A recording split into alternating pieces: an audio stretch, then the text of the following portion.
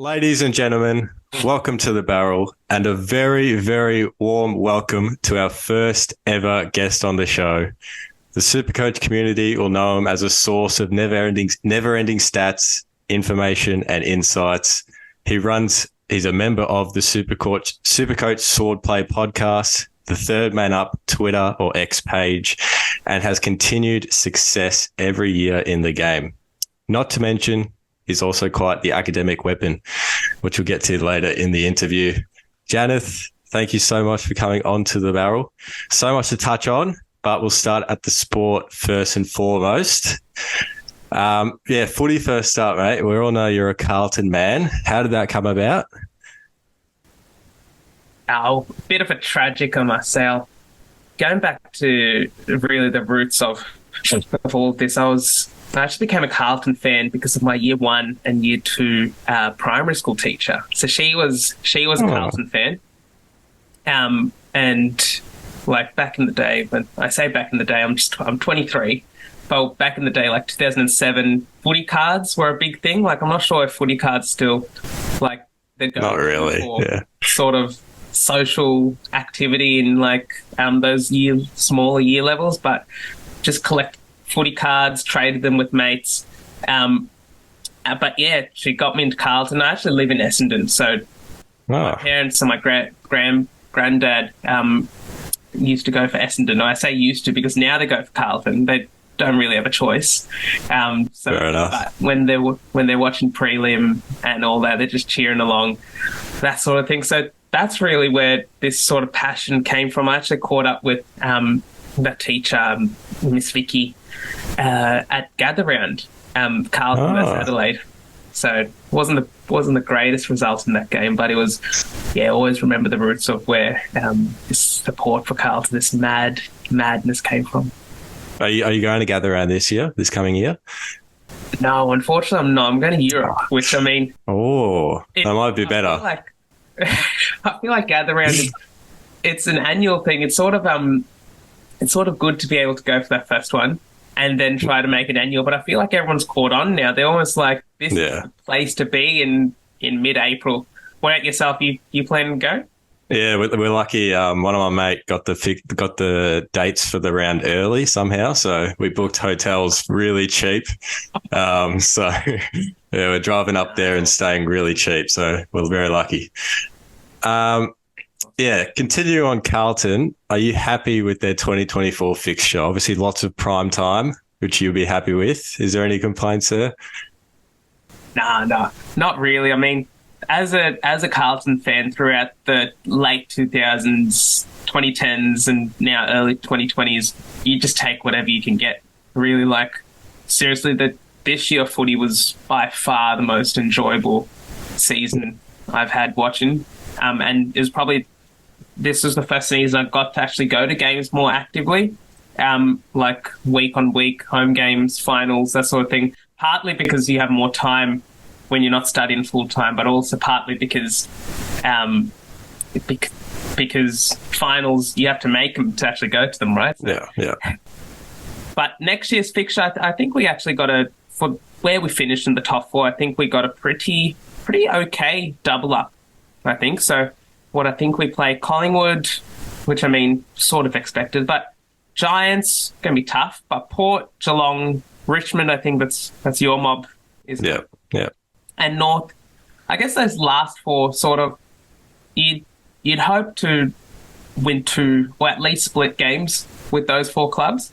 Like Geelong especially, I mean, you think the trough's going to come for them at some point, right? So that's that. And I guess we didn't draw Adelaide or Port Adelaide for Gather Round, which was a big bonus because I just knew when we were going to Gather Round and playing Adelaide to open up the round, we were never winning that game.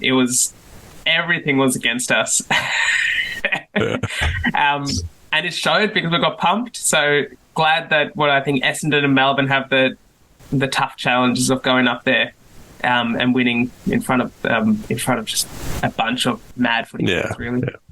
Yeah. Just on that, 2023, you said, you have to make finals to go to finals, obviously. Do you have any expectations for 2024? You think they're going to improve, maybe make the granny, prelim, qualifying? What are your expectations for the Blues in 2024? I guess from the optimistic side of me thinks that we can go further than we did in 2024. Like, win a prelim. I mean, we were up 4.5 goals or close to 5 goals in a prelim at the Gab in what felt like it was a Carlton home game in that first quarter, kicking to the end that we were kicking to in the first quarter. But the pessimistic side of me and the general Carlton fan in me just wants to believe that when you have no expectation, you can't be let down. So no flaggers tattoos or baggers 24 or anything along those lines. We'll celebrate each win week by week, but we'll also, you just see that, I guess this is the moral for all clubs really in the AFL, like how quickly it can change. But we were bottom 4 at our bye, and then we rattled off, I think, 9 out of 10 in the home and away season, and then 2 finals and almost a third. So really, it's good to bank wins early, but it also shows that no sort of record is unassailable in that sense. So, 2024 expectations, finals is a must. Top 4 is a win, but obviously every team wants to make a grand final. I'm sure you'd know from the dynasty of 2017 to 2020 just how good that breakthrough grand final is, and then sort of the expectation that comes with it. We're sort of a rung below that, but it sort of feels a bit Richmondy in terms of how long a club has had to wait for this sort of success to come. It's a great feeling, I'll tell you that. I hope you get it one. I hope you get it. Well, part of me does, as much as I hate Carlton. You've had your time in the limelight. Let's give it to another club. But nah, totally understandable. But I guess just I get this in an interview, but on your perspectives that Carlton Richmond isn't the round 1 fixture? Oh, well, it is the round 1 fixture, but isn't the opening fixture? Well, I see why the AFL has done it, but I'm still not a massive fan. I guess every game sort of has a storyline. You know, Collingwood GWS has just been fueled with the Mason Cox drama on Twitter. Obviously played in the prelim. Carlton Brisbane, the prelim as well. The Dimmer Cup and Melbourne Sydney. So the Grundy Cup. So I see why they've done it to compete with the NRL, but I'm still just not a massive fan. So that's very interesting on the footy side. Now on to the SuperCoach aspect, which I'm very interested on, being an avid player myself. My main question for you is, how do you do it? How are you consistently at the pointy end of the rankings year after year? Is it luck? Is it skill? Is it both? What are your secrets? I think you really do need to have a bit of both. So just for context, so this is sort of my 4th. The year that just went was probably my 4th real competitive year of playing SuperCoach. So that was 4 top 1.5k finishes. But I guess each year is really different. The first sort of year that I was really competitive in was in the first COVID year in 2020, and that year was just a year that will never be repeated. You get 5 trades in 1 week. There's buys in almost every single week. Players are getting COVID. It's just so many variables and so much luck involved. But I feel like as the years have gone by since then, it's sort of shifted more towards skill and sort of the concept of the survival of the fittest. So it is a bit of skill, really being able to identify players that you predict will break out, or identifying sort of role changes. Mid-season is one of the big things. So your starting team, most starting teams, when you put them out on YouTube, like I've done it a couple of years now on SuperCoach with DR's channel, and most teams are similar, but it's justified. It's not like we're picking the same players for bad reason. We're picking them because they are presumably the best players to start the season. It's not always the case. But picking up a player in the middle of the season because you watch games avidly and you can figure out, okay, this player started as a forward, moved into the midfield, like a Sack Butters this year, Connor Rosie the previous year, Rory Laird in I think it was in 2020 when he moved into the midfield Yeah. halfway through the year from defence. So those sort of tendencies, that's really skill-based. You can't luck into a pick like that. So really, those making moves without impulse is one of the big things that helps with sustaining success. But you've also got to cop a lot of luck. And I guess I've sort of come resigned to the fact that you're going to cop bad luck. Like, for those that aren't aware, I traded in Callum Mills this year in the. So did I, yeah. And he scored.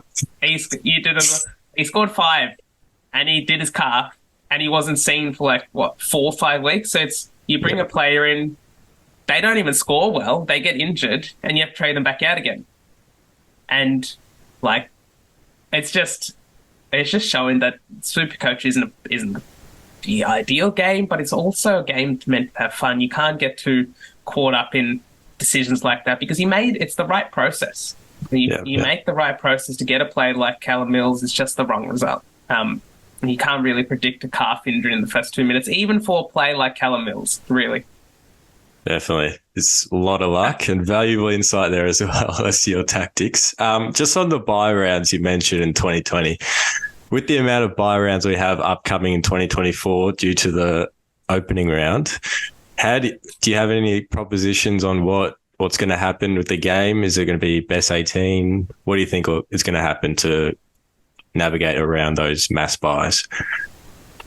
That's a really good question. I think we'll sort of have to wait for SuperCoach HQ to give their sort of verdict on what they are planning to go ahead with this.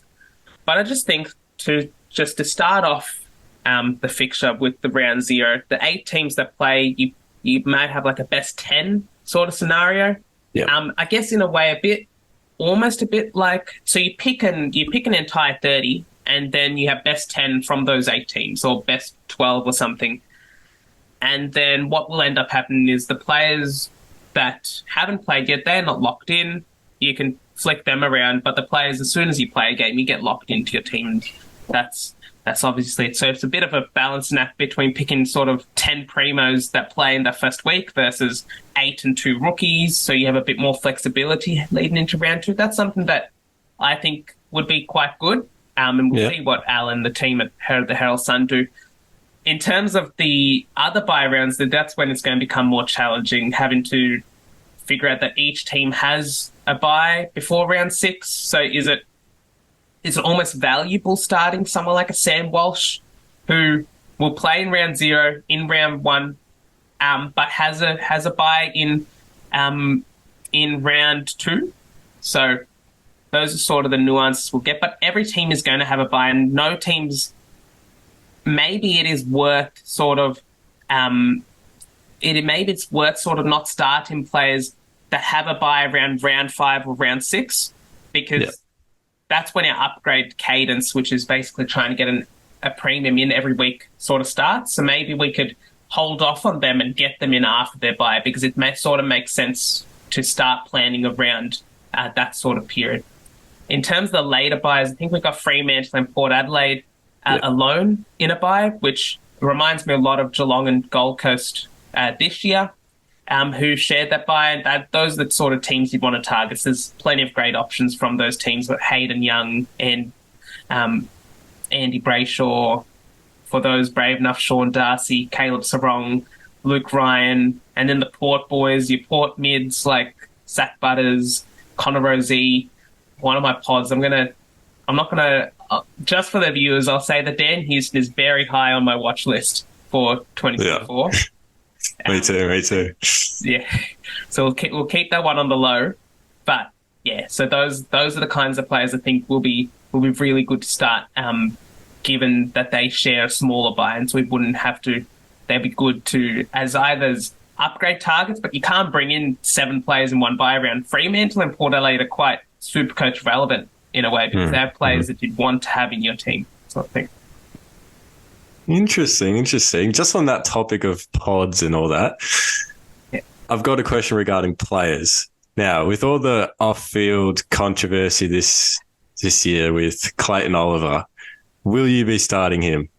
Obviously, he's a SuperCoach, one of the GOATs, consistent 130 averages for a couple of years. Yeah, are you going to start him? It is a fair bit of Supercoach royalty with Clayton Oliver. I've got him projected to be 654,000, based off his average this year, which Not a bad price Clayton for Oliver, him. not a bad price at all. I think the trade period was the kick up the backside for him that he needed. The sort of reality check to say that, okay, Clayton, you're one of the best players in the AFL, but you can't take that for granted. And I think that's an important life lesson then. Most of the time, players will bounce back from that. They don't want their careers to go to waste, especially one that is as talented as Clayton. So if we see him in that midfield and he has an injury-free preseason, he's almost a lock in a way. There's going to be a lot of midfielders because all the forward DPPs that we had in 2023 have basically been confirmed to be midfield only next year as well. So your Dunkleys, Butters, Rosie, Taranto, Caniglio. Forwards are running very thin. There's a lot of good midfield options for 2024. So Clayton's up there, and then it's a bit hard because you can't start all of Oliver, Bontempelli, Dunkley, Butters, Goulden. Goulden's going to be a gun next year as well, especially with Callum Mills' injury to start the season. There's a lot to play out for sure. Lots of considerations to make. I was wondering if you could be generous enough, if you want to, you're not obliged to. Are there any other pods you're looking at to start the year? You've already mentioned Dan Houston. Is there anyone else you can let us in on? So I've got a little, I've got a watch list based off just one that I put together at the end of this season. I guess he may not be exactly a pod, but I know one that will definitely be a pod in the general Supercoach community will be Hayden Young. Yeah. So he averaged 115 in the 4 games that he played, above 75% CBAs last year to end the season. So that was 123, 118, 113, 111. He was a junior midfielder, 509K, and with that goodbye, it almost feels too good to be true. And if we see a breakout like we saw with Dacos and Goulden in 2023, he could be, as a defender, a really, really good option. Yeah. And beautiful left boot as well, just like Errol. Oh, he's pretty good, isn't he? It's a bit funny because I thought when we drafted a kid called Billy Wilson. He looks like him. Like Hayden Young. They both belong in like a 90s rock band or something. Not it's a new trend going around. Yeah. And I guess in a similar vein, it'd be fairly surprising to me if Sam Flanders isn't starting in my forward line next year. Yeah. Given the fact that he'll have DPP, new coach and Dimmer, it would all 106.6 average in his last 7 games in 2023. Again, he may not fit in that mold of what a pod is, but I think that just given the fact that if he has the role, he has the scoring ability, that's another one to start. But I'm not really. I've been a bit conservative with my starting teams in the past couple of years, just because the starting team has to be safe, in my opinion. Yeah. You can't roll out too many pods, especially mid-price pods. When I say mid-price pods, not uber premiums, but also not your 350K mid-prices that even if they don't work, you can flick them off to another mid-pricer. But it's a bit hard to pivot off a 500K failed premium sort of thing. So that's why starting someone like Errol Goulden was so risky, because if he doesn't work at the price, I think he was 490 or 500K to start this season. If he doesn't work at the price, you have to go down to a mid-pricer. We have to find money elsewhere to move him up to a premium. So in terms of pods like that, I think those 3 are the main ones. And then Sam Walsh maybe quite highly owned in preseason, but at the moment, him and Kadeem Coleman after his final series are also 2 that are very high on my watch list, given no Daniel Rich. So maybe a bit of recency bias, but scoring above 125 in both the prelim and grand final shows that he can really play. And when the ball is in his hands, normally good things happen. Beautiful. Hope you're all taking notes on that. It's valuable insights there. I just want to quickly touch on to basketball now. Other aspect of sports that you are passionate about, I assume, due to the SGA jersey on your wall there. You're an OKC man. Are you happy with how they're going this year? I certainly would be if I were you. It's pretty good to be an OKC fan at the moment. We've sort of had I wouldn't say a rough couple of years, but ever since the Dame shot, which sort of sent this rebuild into like first gear, it's been a bit of a semi-slow build. But right now, you can really see the fruits of sort of all the trades that have been performed. I think right now, the Paul George trade has amounted to Shea, Trey Mann, and Jalen Williams, J-Dub, number 8. And I think there's another, four more first-round picks to be conveyed from that until 2026, I think. You got first-round picks until then. So it's the gift that keeps on giving, really.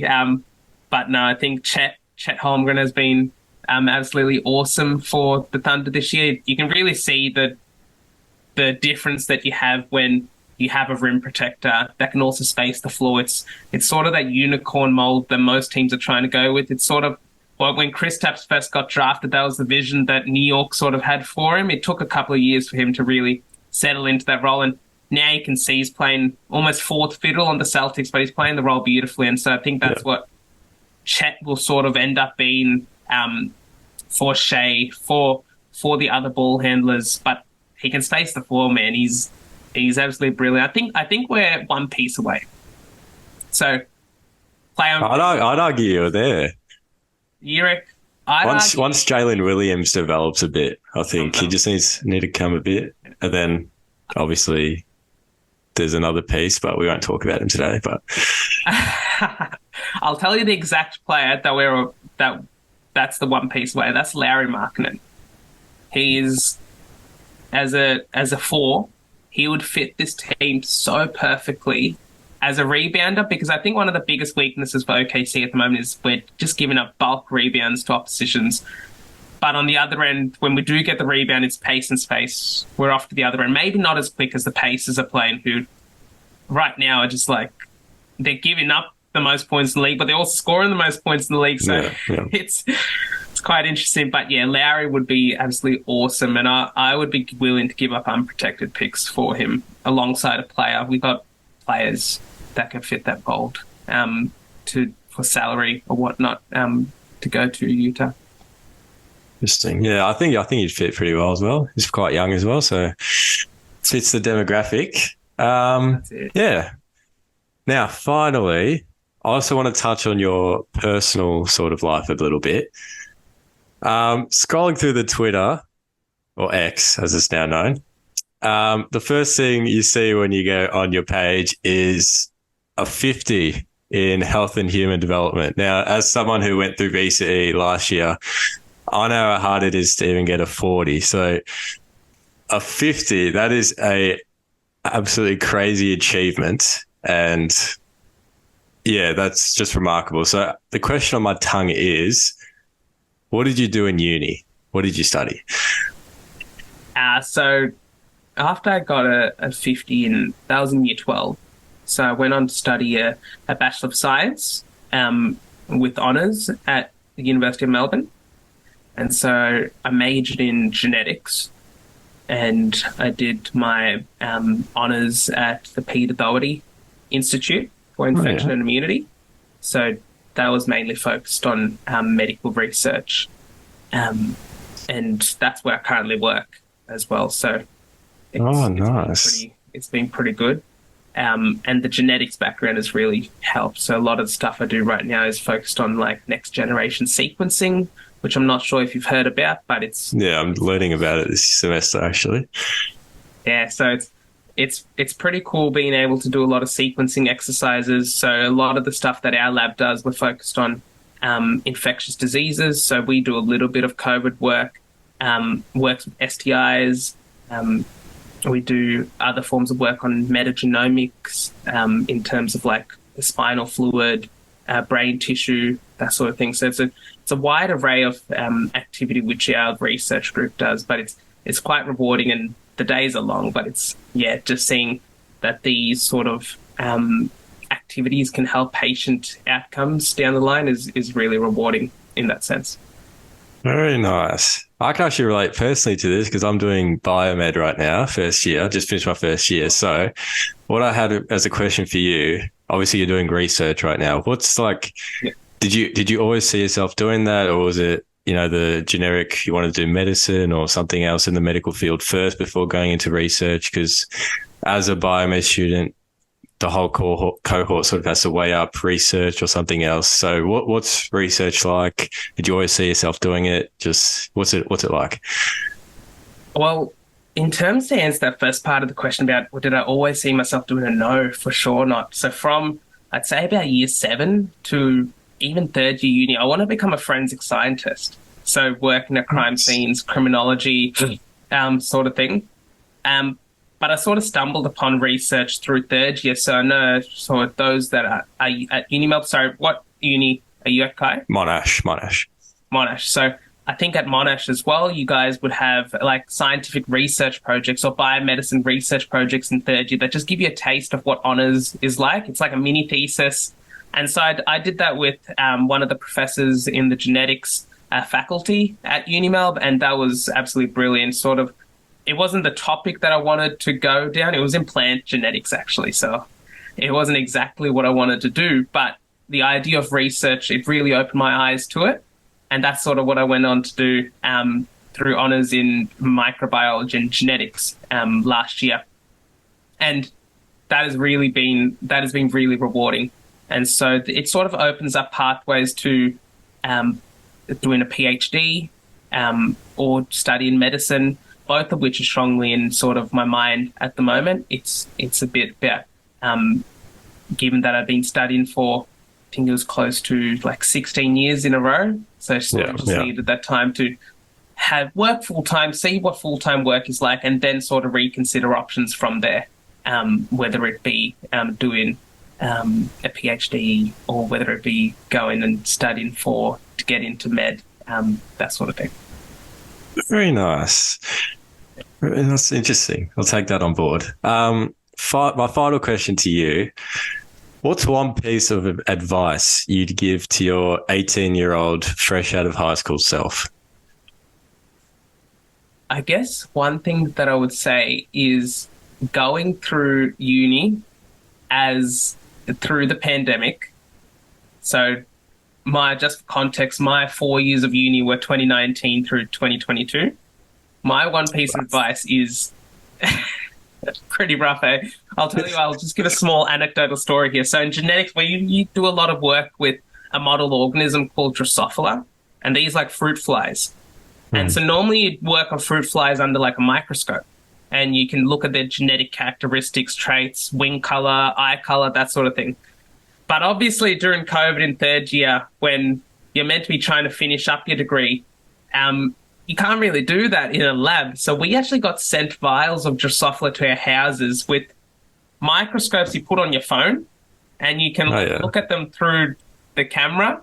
It was so odd, but I guess they just had to do what they had to find a way. So I guess my one message to my 19-year-old self is not to take any day during this period of time in your life for granted. So never say that, I'll have another day to be a 19-year-old. I'll have another day to be a 20-year-old. You've got to enjoy yourself. You've got to socialize with others. You've got to find that ideal balance between work life. So even for me, like I was studying, but I was also tutoring HHD and lecturing, writing, that sort of thing. So there was a lot on my plate, but it was always good to try to find time to do other activities like SuperCoach. SuperCoach was a great sort of way to segment work away from leisure. And so spending time with family, all of these things that you never know when your last day is going to be, when you have time to spend with your family, that sort of thing. So always never take that for granted. And I guess just a segue from that is never be scared to fail. never have that fear of failure. Like if you don't put yourself out there, or if you don't really try to discover new things, you're just going to be just plodding along with your life. Always try to put yourself out there, do new things, find new activities which you may enjoy. You may not enjoy it, but at the end of the day, you didn't lose anything from taking on that opportunity or having that chance to do a certain task. And so I would always say never be scared of failure. And you miss 100% of the shots you don't take is a great quote. That I don't know who said it, but it's out there in the realm, isn't it? It is. That's eye-opening, that. Yeah. Well, that's all I have for you. Thank you so much for coming onto the show. It's great learning about you, and I'm sure all the viewers will appreciate it. Yeah, thank you again, and good luck for all your adventures in the future. Thank you for having me on, Kai. It was a pleasure, and hopefully we'll be able to chat again soon about life like this. When you gave me the opportunity to talk, I didn't realize you wanted to delve into my personal life as well when we first had that chat. But it was a great pleasure to be able to talk to someone like yourself, uni student, sort of provide some advice, and hopefully this was helpful in a wide array of things for your viewers as well. Thank you for that. Yeah. Thanks. That's all we got.